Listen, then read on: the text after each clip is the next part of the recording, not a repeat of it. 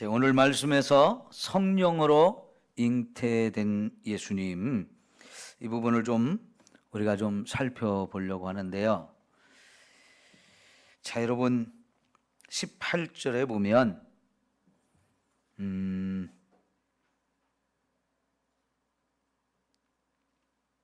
예수님의 어머니 마리아가 잉태를 했는데 이게 어떻게 된 거냐? 일단은 요셉하고 약혼을 했는데 요셉하고는 아무런 육체 관계가 없었죠. 그러니까 여러분 일단은 요셉의 아들은 아니에요. 잘 이해하셔야 돼요. 요셉의 아들은 분명히 아닙니다. 그러죠? 그런데 이 마리아가 잉태를 했단 말이에요. 그래가지고 요셉이 저 여자하고 나하고 약혼은 했지만 그동안 잠자리를 하지 않아서 내가 저 여자를 임신시킨 게 아닌데 어떻게 임신을 했지? 인간적으로 생각할 때 배신감이 확 들었어요. 그리고 화도 엄청 났을 거예요.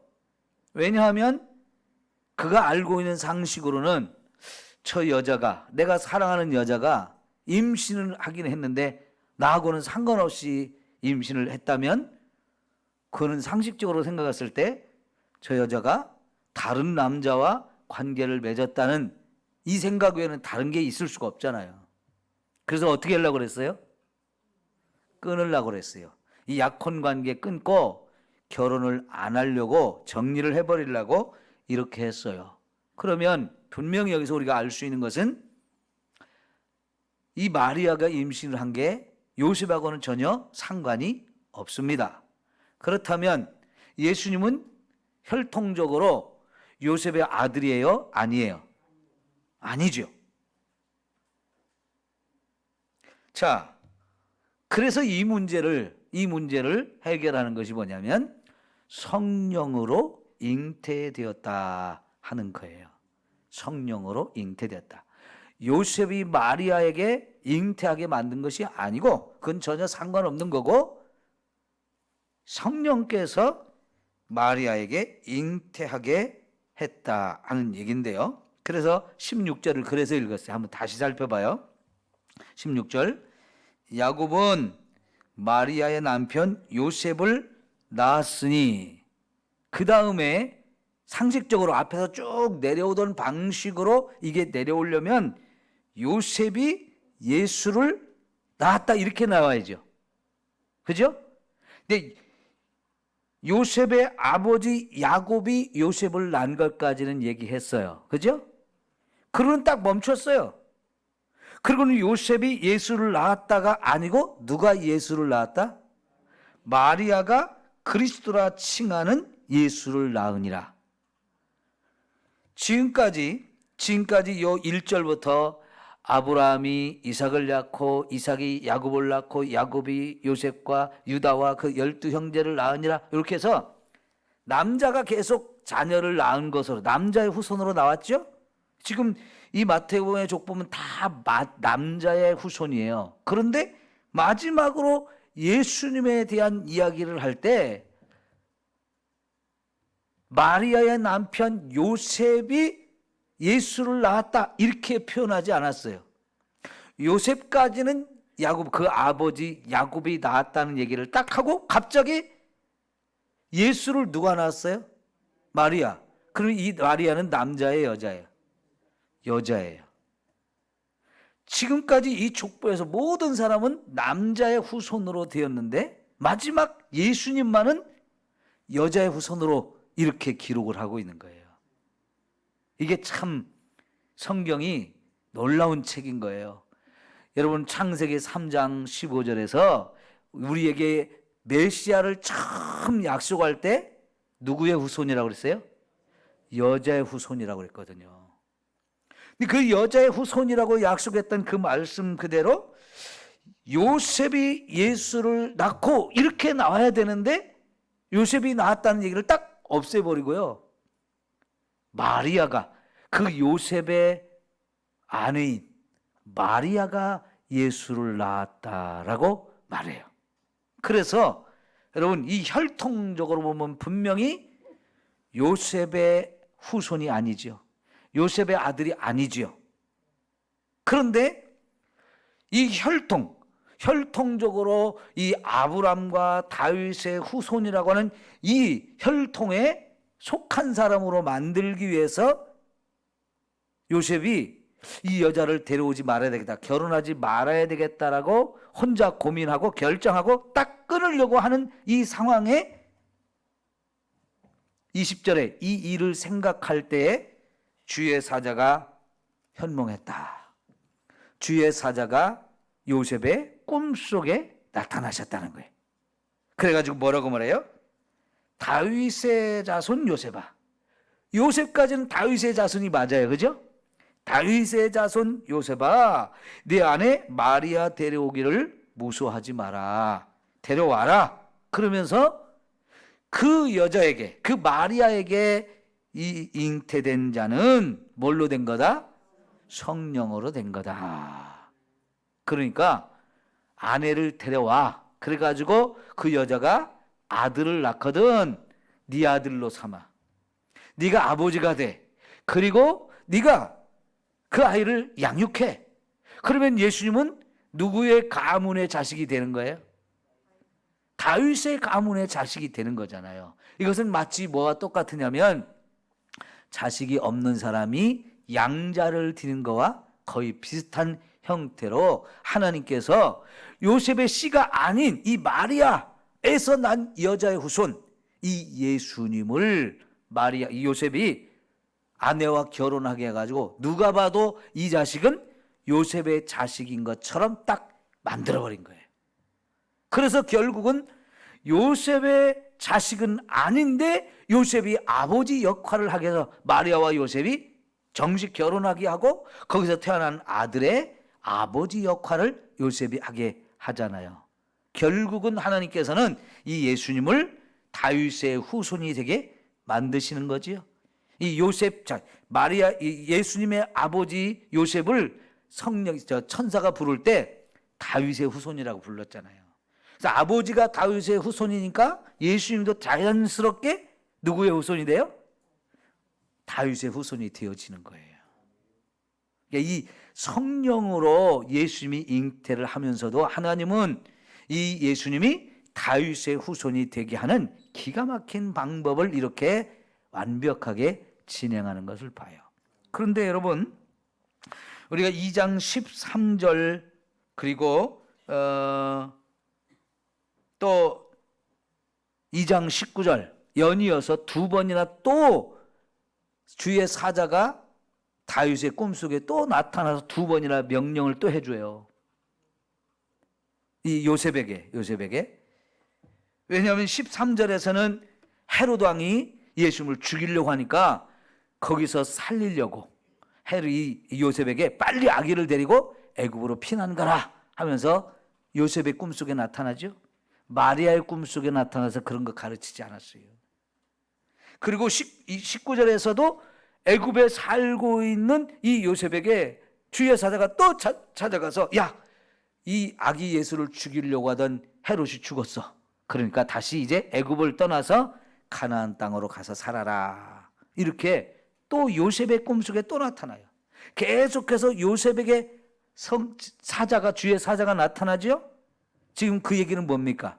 요셉이 이 집안의 가장으로서 어린 예수님의 생명, 이걸 책임지는 역할을 하고 있는 거지. 그러니까 분명히 앞에서는 요셉의 씨가 아니에요. 다윗의 후손이 아니에요. 그런데 하나님께서는 마리아와 요셉이 정식으로 결혼하게 하고 거기에서 아이가 태어나게 하면서 하나님의 성령이 야, 요셉, 네가 이 아이의 아빠가 되어라. 그리고 이 아이의 생명을 책임져주고 지켜주고 그리고 끝까지 양육하는 자가 되라 하면서 진짜 예수님을 다윗의 후손으로 만들어 버리죠. 그죠? 기가 막힌 하나님의 방법입니다. 자, 그러면서도 하나님은 이 예수님을 처음부터 요셉의 후손으로 다윗의 후손으로 이렇게 태어나게 한 게 아니고 성령을 통해서 이 마리아가 잉태하게 만들었다는 거예요. 왜 이렇게 복잡한 방법을 취하실까요? 성령으로 잉태하게 만들었다. 아까 말씀드린 대로 다윗의 후손이면서도 여자의 후손이 되게 하시려는 거예요. 여자의 후손. 그러니까 여자 혼자, 남자 없이 여자 혼자 아이를 임신하고 그리고 그 아이를 해산할 수 있게 하셔서 예수님은 전적으로 여자의 후손이 되게 하시려고 하나님께서 성령을 통해서 임신하게 만들었다, 그런 뜻이에요. 그런데 여러분, 유럽 사람이 이 말을 읽으면 오해할 수가 있어요. 유럽 사람들이 읽으면. 왜 그게 오해가 되냐면, 여러분, 유럽 사람들은 그리스 로마 신화라고 하는 것을 너무너무 다 알고 있어요. 그리스 로마 신화.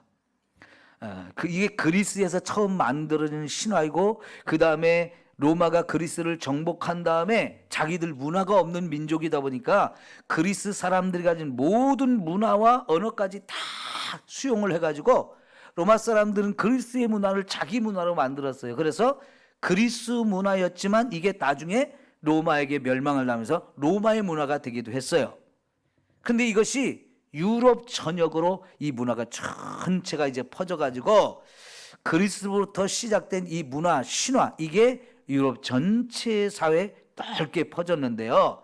그 그리스 신화에 보면 그리스 신화에 많은 신이 나옵니다.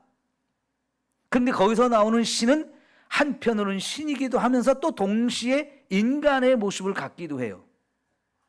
그리고 그 신과 인간이 성적인 관계를 맺고 그래서 또 자식을 낳아서 그 자식도 또 신이 되고, 이런 이게 이제 그리스 신화의 내용들이거든요. 그러니까 그리스와 이 유럽 전체 사람들 생각에서는 예수님이 성령으로 잉태됐다 그러면 어떤 오해를 하냐면, 성령 하나님과 마리아가 육체 관계를 맺어가지고 성관계를 맺어서 그래서 예수님이 태어났다, 이렇게 이해를 하게 되거든요. 근데 이것은 전적으로 그런 얘기가 아니에요. 여러분, 이 예수님은 유대인의 피를 가진 사람이에요. 유대 땅에서 태어나신 분이에요. 그러니까 그리스 로마의 문화, 그들이 가진 신화와 상관없는 그런 분이거든요. 그러니까 여러분, 여기 성령으로 잉태됐다는 말이 성령 하나님과 인간 여자 마리아하고 성적인 관계를 맺어서 거기서 예수님이 태어났다, 이게 아니에요. 그럼 이 말은 뭐냐? 마리아가 여자인데 남자를 전혀 알지 못하고 관계를 맺지 아니하는 처녀란 말이죠. 동정녀란 말이에요. 그런 여자가 임신을 할 때 이게 성령에 의해서 성령으로 말미암아 잉태를 했다, 그런 뜻인데, 이거는 아까 말씀드린 대로 성적인 관계가 전혀 없이 성령 하나님이 일하심으로 인해서, 그죠? 성령 하나님의 역사로 말미암아 여기 예수님이 마리아의 몸속에 잉태를 하게 되었다 하는 뜻이에요. 이게 가능할까요? 그렇죠. 하나님이니까 가능한 거예요. 자, 여러분, 하나님이 세상을 만드실 때 뭘로 만들었어요? 말씀으로 있어라만 해도 모든 것이 만들어지잖아요. 그러니까 이 마리아의 이 처녀의 몸속에 그냥 아이가 만들어져라 라고 말씀만 하셔도 얼마든지 이렇게 마리아의 몸속에 아기가 임신할 수 있는 거예요. 근데 우리가 아는 상식으로는 그런 게 어디 있어? 하지만 사람이 아니고 하나님이 하시면 얼마든지 그와 같은 일을 행하실 줄 믿습니다. 네. 여러분, 태문을 열고 닫는 분이 하나님이죠. 아무리 부부가 같이 살아도 하나님이 태문을 안 열면 임신이 안 되잖아요. 그러니까 하나님은 태문을 열어서 임신을 못하던 여인도 또 임신을 하게 만들어 주셔요. 여기 증거가 하선이에요. 그죠? 임신을 못하던 우리 집사님인데 결혼한 지 7, 8년 돼가지고 갑자기 아기가 들어서서 임신을 했단 말이죠. 이거 하나님이 하시는 일인 줄 믿습니다. 그런데 거기서 꼭 부부가 이렇게 해야 인간은 이제 같이 관계를 맺어야 임신을 하는 거지만은 부부관계 없이 하나님이 하시면 얼마든지 하나님의 방법으로 하나님의 능력으로 이 아이가 임신할 수 있다. 이거를 우리는 믿어야 하는 거지요. 그래서 이제 성령으로 임신이 되었어요. 그 얘기는 뭐냐면 이제 1장의 족보 얘기를 통해서 예수님을 우리에게 소개한 것은 한편으로는 예수님이 인간적인 혈통이 무엇인지를 쭉 이렇게 우리에게 소개하고자 했던 거고요. 여기 이제 18절에서 예수님이 성령으로 잉태했다라고 말하는 것은 예수님이 하늘로부터 하나님의 능력으로 예수님이 이 땅에 오셨다라고 하는 신적인 기원을 말씀해 주는 거예요. 신적인 기원으로, 신적인 방법으로 예수님이 이 땅에 태어나기는 했지만은 그러면서도 불구하고 사람의 몸을 입고 오셨기 때문에 여러분, 예수님을 다윗의 가문에서 다윗의 후손이 양육해서 거기서 아버지 노릇을 하게 해서 결국은 다윗의 후손이라고 하는 명칭도 받게 하신 거죠. 그러니까 예수님은 한편으로는 인간이면서 또 한편으로는 하나님이 사람이 되어 오셨기 때문에 그분은 동시에 하나님이 되기도 하시는 거죠.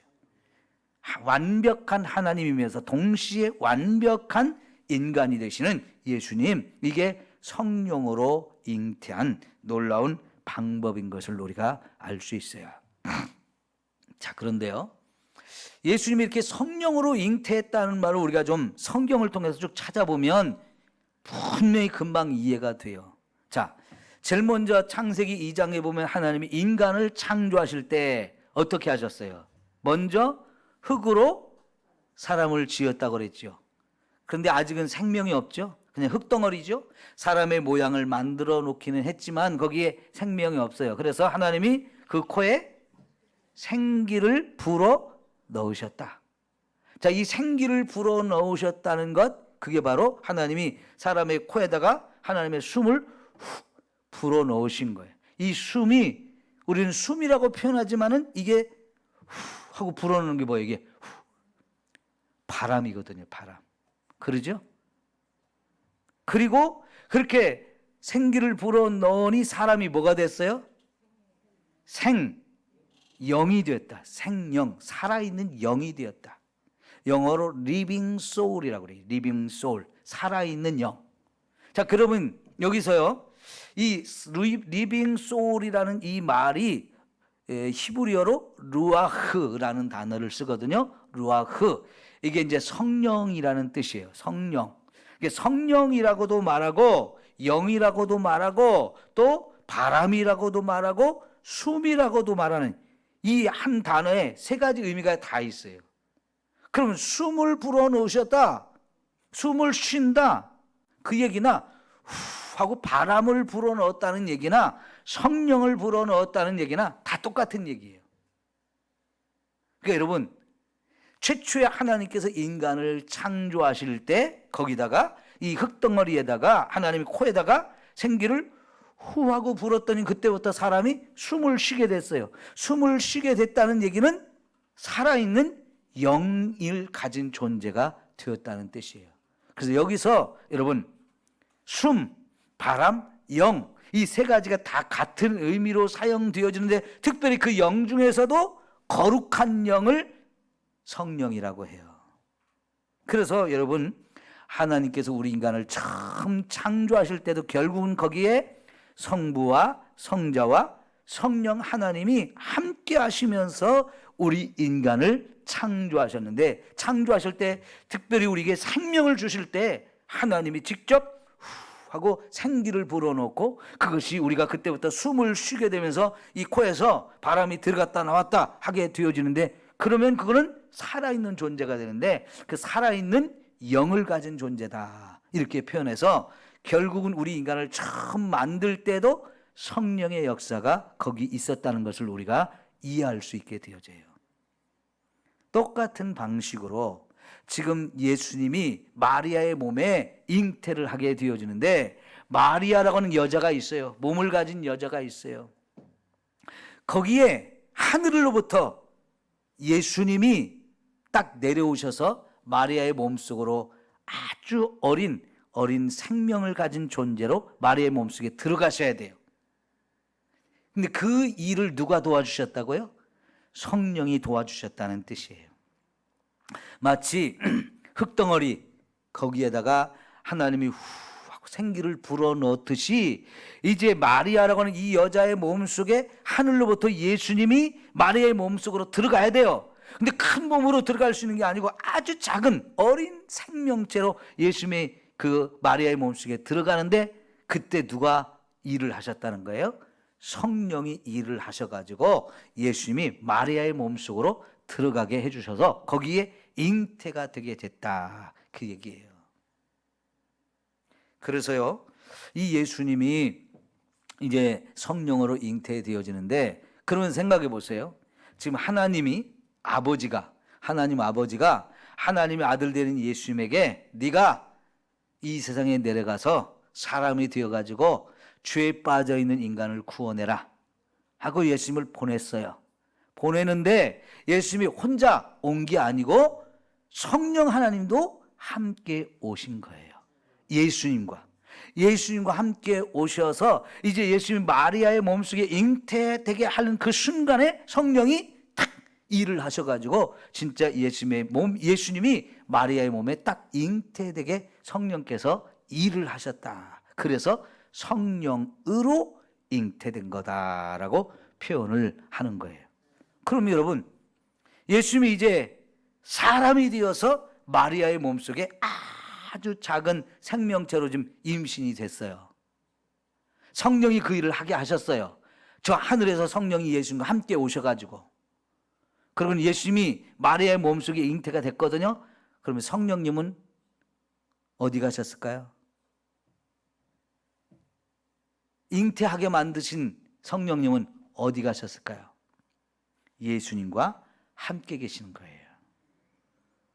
그러니까 하늘에서 예수님이 사람의 몸속에 오실 때 예수님 혼자 온 게 아니고 성령 하나님이 같이 오셨어요.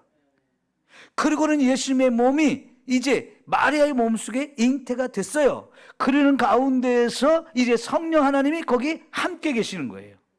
그래서 여러분, 우리가 3장에 가면 이제 세례 요한이 요단강에서 막 사람들에게 세례를 베풀 때 예수님도 거기 가서 세례를 받죠.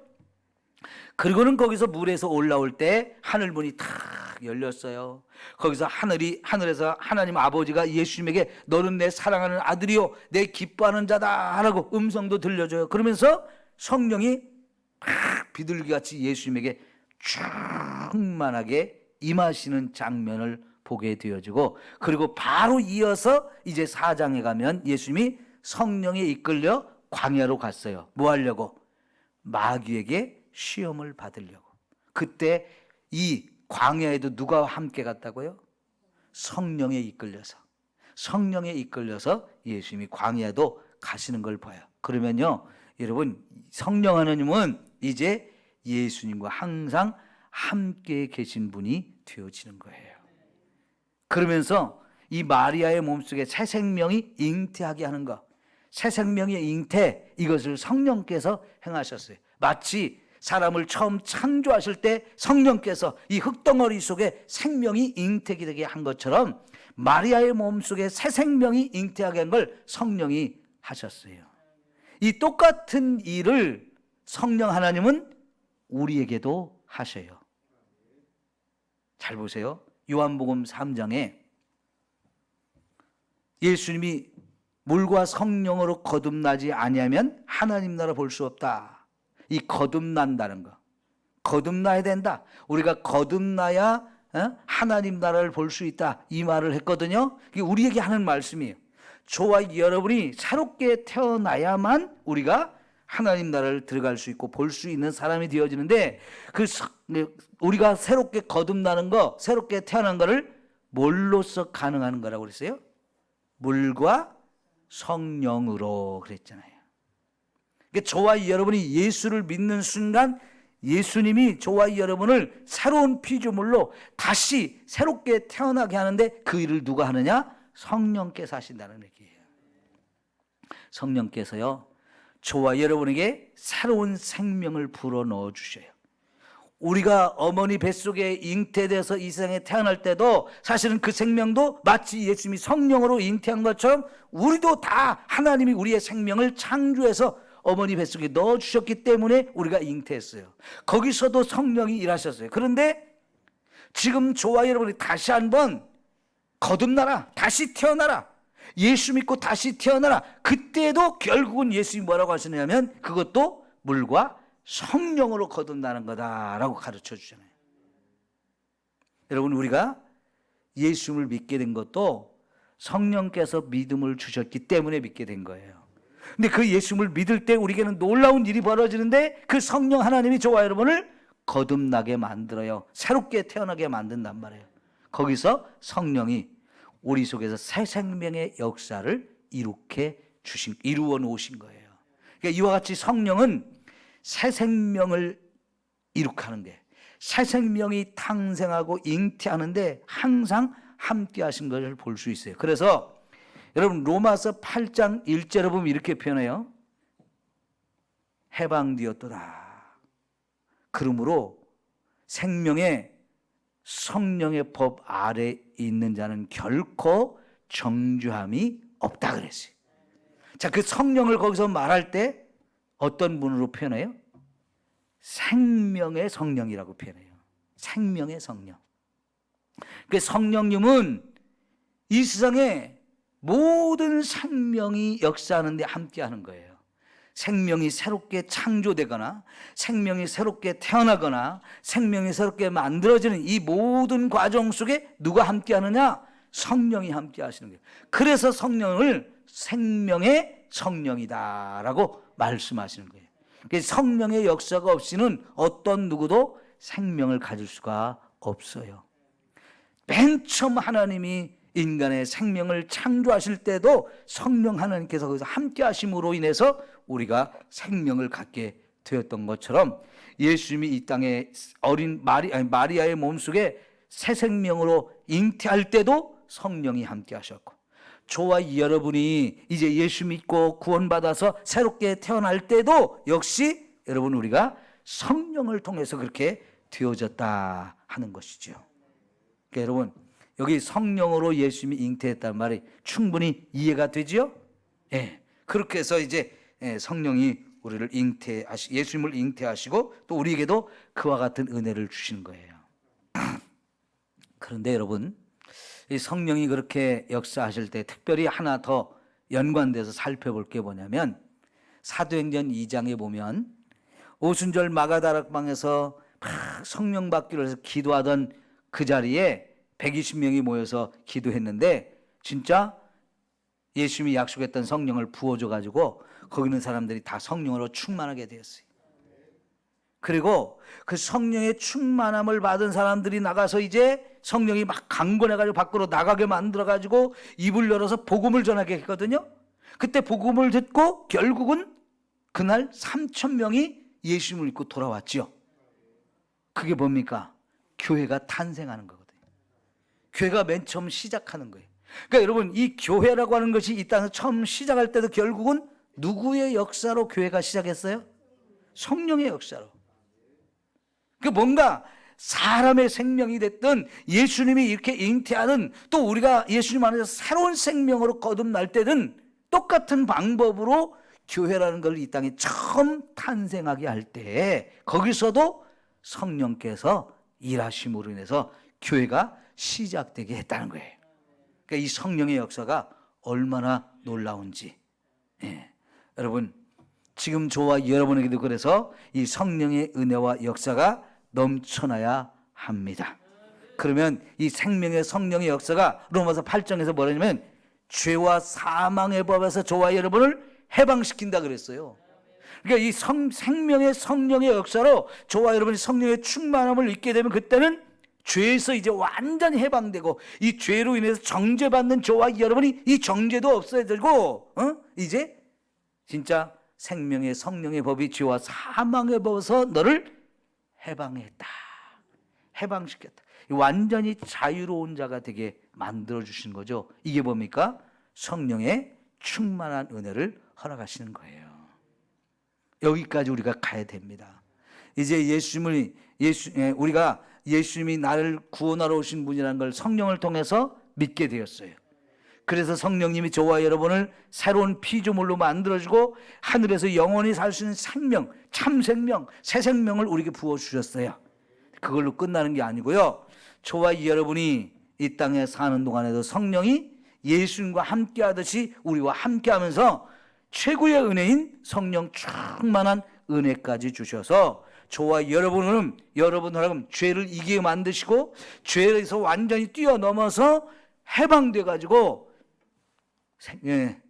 정죄함이 없고 사망에서도 해방되어지는 이 놀라운 은혜를 힘입게 하는 거거든요. 우리는 거기 성령을 통해서 충만함을 힘입고 이 죄와 사망의 법에서 해방되어지는 이 자리까지 우리 모두가 가야 할 줄 믿습니다. 여러분, 성령의 역사는 이렇게 놀라워요. 반드시 새 생명의 역사가 일어나요. 그리고 성령은 그 새 생명, 새롭게 태어난 그 생명과 항상 함께 있어요.